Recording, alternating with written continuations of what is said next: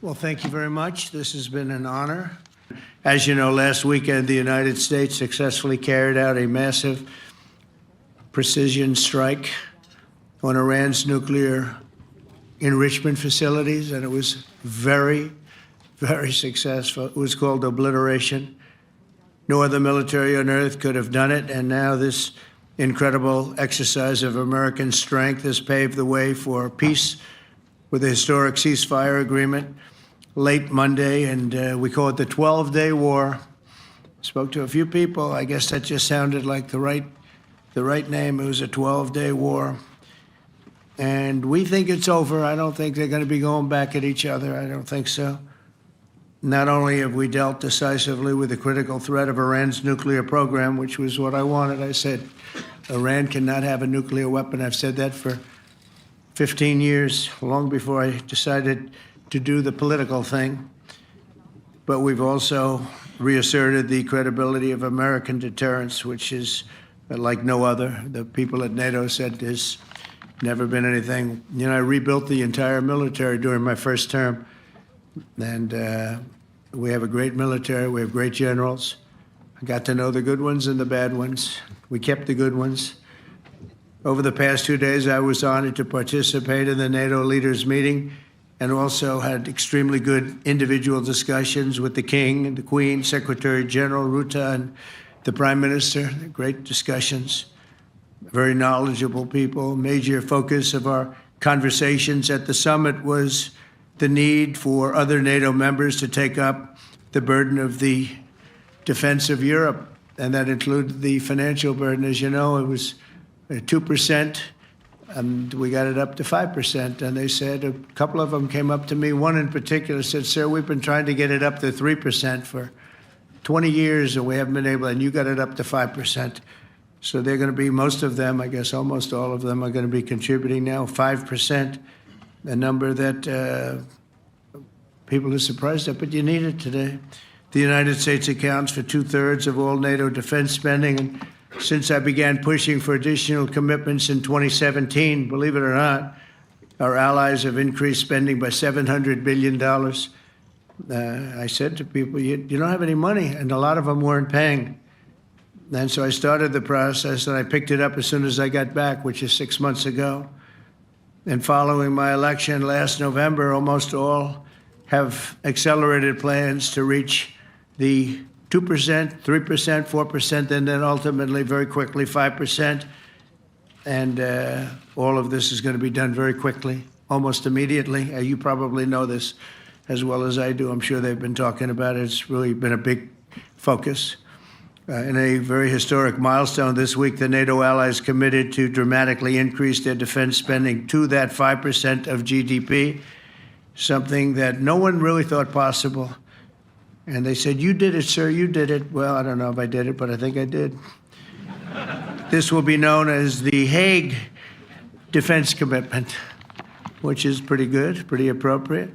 When the allies reach this number, it will add more than $1 trillion a year. Think of that, $1 trillion per year to our common defense. And this is a monument really to victory, but it's a monumental win for the United States, because we were carrying much more than our fair share. It was quite unfair, actually. But this is a big win for Europe and for actually Western civilization. For years, past administrations failed to get most allies to contribute even the 2%. I remember when I came here, we had 4 countries that were up to 2%. And I remember Poland was there. A couple of them were there. But most of them were. We had 28 at the time. As you know, it's increased a little bit. And they've agreed now to more than double their budgets in all cases. And Europe stepping up to take more responsibility for its security will help prevent future disasters like the horrible situation with Russia and Ukraine. And hopefully we're going to get that solved. Last week, they lost 7,000 soldiers, mostly soldiers. But they're also getting hit in Kiev. They're getting hit in some of the towns also.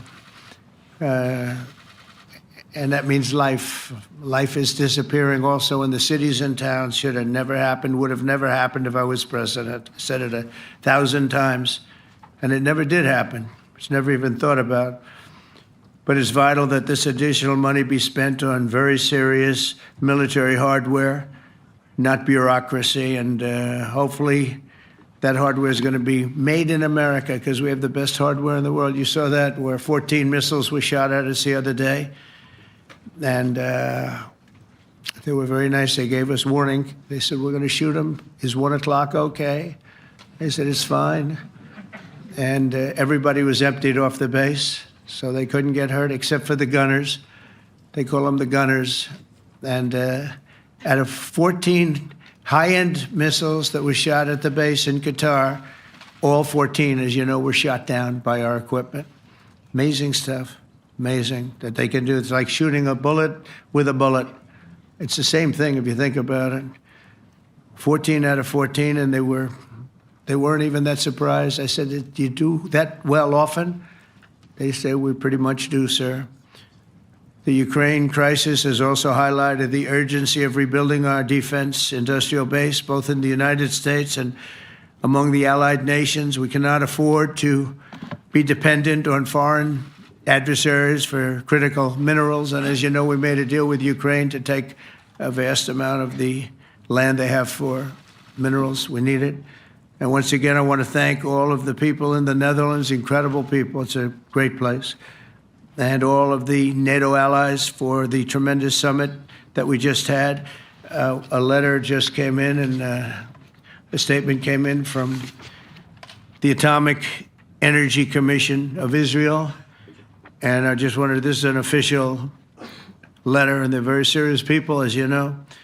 The devastating U.S. strike on Fordo destroyed the site's critical infrastructure and rendered the enrichment facility totally inoperable. It was devastated. We assess that the American strikes on Iran's nuclear facilities has set back Iran's ability to develop nuclear weapons for many years to come. This achievement can continue indefinitely if Iran does not get access to nuclear material, which it won't. It's so sad that that whole thing had to go. But I just want to thank our pilots. You know, they were maligned and treated very bad, demeaned by fake news CNN, which is back there, believe it or not, wasting time, nobody's watching them, so they're just wasting a lot of time, wasting my time.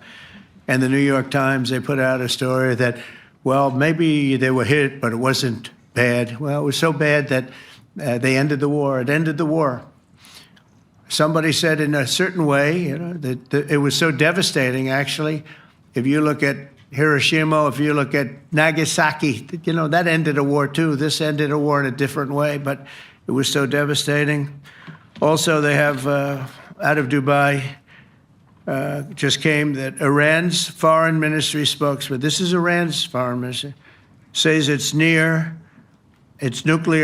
installations were very badly damaged by the American strike. So what bothered me about these reports with fake reports put out by the New York Times, failing, I call it the failing New York Times because it's doing terribly. Without me, it would be doing no business at all. But, and by fake news, CNN and MSDNC, all of these terrible people, you know, they have no credibility. You know, when I started, they were at 94% credibility, the media. Now it's at 16%. And I'm very proud of it because I've exposed it for what it is. But when I saw them starting to question the caliber of the attack, was it bad? Well, it was really bad. It was devastating. They were obliterated. In fact, you can't get into the tunnels. They just put that over. That just came out. They can't. There's nothing. There's no way you can even get down. The whole thing is collapsed in a disaster. And I think all of the nuclear stuff is down there because it's very hard to remove. And we did it very quickly. When they heard we were coming, it was, you know, you can't move it. Very hard, very dangerous, actually, to move to.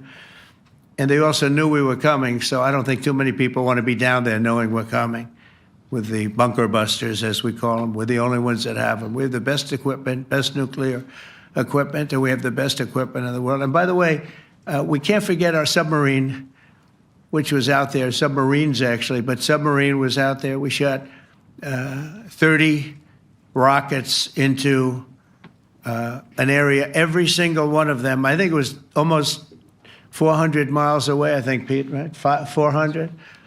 and long. It was in the ocean, long ways away. And we shot a total of 30. Every single one of them hit within 9 inches from where it was supposed to be. It took out a lot because we didn't do just 4, though. We did 2 others in addition, which hadn't been completely destroyed. So we hit them with a submarine from hundreds of miles away. Amazing, just amazing equipment. Greatest submarines in the world. Nobody's even close. They're 20 years behind us when it comes to submarine technology. So that's one, and the other was from the Atomic Energy Commission, and they have about 3 or 4 of them now coming in from atomic energy commissions from various places. But the one that we have that just came out, we released it a little while ago, was from the Israeli Atomic Energy Commission, but numerous of them are getting to see the site, and the site has been demolished. And again, we had these brave patriots, these incredible flyers, these people that can fly a plane better than anybody can fly a plane, going into very hostile territory, flying into the territory that has got more missiles and things pointed at it. But it was very stealth. They didn't get to see it. It was dark. That's the amazing thing about the shots. They hit the shots perfectly, and yet it was dead dark. There was no moon. There was no light. It was virtually moonless. It was very dark, and the shots were hit perfectly. But when they get demeaned, and they were very upset about it because they knew how strong it would be. Back in Missouri, the pilots flew about 36 hours, 2 ways, far distance, and in those incredible B-2s. And we then had the F-22s, and we had the F-35s, and we had other planes, and we had, I think, a total of 52 tankers. That means the big tankers, because the refueling was a lot for all of the different planes that we sent. Incredible operation, and I have to say, General Raisin Cain was incredible. That's why he beat ISIS, and we beat ISIS in a matter of weeks. I was told it would take 4 to 5 years. We did it in a few weeks. And he was great. That's why he's the head of the Joint Chiefs of Staff right now, because I had a very good experience with him. He knocked out ISIS in a period of literally a few weeks. Amazing. And it was supposed to take a few years, 5 years to be exact. So we had a great victory there, and we then came here, and I think we had a great victory here. But this is an ongoing project. This is the safety of Europe, the safety of the world. And they've raised it from 2% to 5%, something which nobody, and you're talking about over $1 trillion a year. So we're talking about a lot of money coming in from countries that were not paying nearly enough to be effective. So I have, as you know, Marco Rubio with me, and Pete Hegseth, Secretary of State and Secretary of War. Should we say Secretary? You know, it used to be called Secretary of War. Maybe for a couple of weeks we'll call it that, because we feel like warriors. Used to be called Secretary of War. In fact, if you look at the old building next to the White House, you can see where it used to be Secretary of War. Then we became politically correct, and they called it Secretary of Defense. I don't know, maybe we'll have to start thinking about changing it, but we feel that way. Do we have any questions, please? Wow. That's a lot of questions. Who's a nice person? Oh, you're not a nice person, but I'll let you ask one. Go ahead. What's he going to ask? He is not nice at all. I know him well. Thank you, Mr. President. Yeah. Thank you for taking the time before flying home. You just said you believe the conflict between Israel and Iran is over. What makes you so confident it is? And what do you do if it isn't? Because I dealt with both, and they're both tired, exhausted. They fought very, very hard and very viciously, very violently, and they were both satisfied to go home and get out. And can it start again? I guess someday it can. It could maybe start soon. I think a big telltale sign was when, as you know, Iran somewhat, by not much, violated the ceasefire, and Israel had the planes going out that morning, and there were a lot of them, 52 of them. And I said, you got to get them back. And they brought them back. They didn't do anything. They brought them back. It was very good. I thought it was amazing, actually. They have fought a hell of a war. They fought very hard. I think the war ended, actually, when we hit the various nuclear sites with the planes. And I just hope you people can give these pilots, these are the best pilots in the world. They're the best shots in the world. They call them shots. That's what they are. And wait a minute. And I just hope you can give them the respect they deserve, because they came home to fake news. And like, oh, gee, there was hardly any damage. The things are decimated.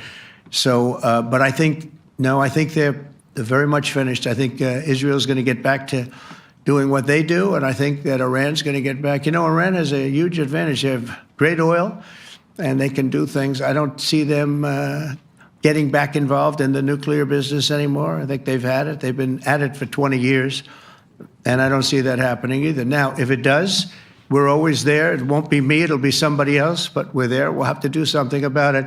Yes, please, go ahead. Go ahead. Oh, fake news, CNN? Oh, yeah, here we go. Wait till you hear this question. You should really say how great our soldiers and our warriors are. I think everyone appreciates our soldiers and our warriors. I do have two questions for you, Mr. President. You just cited Israeli intelligence on these attacks. Earlier, you said U.S. intelligence was inconclusive. Are you relying on Israeli intelligence for your assessment of the impact of the strikes? No, this is also Iran made the statement.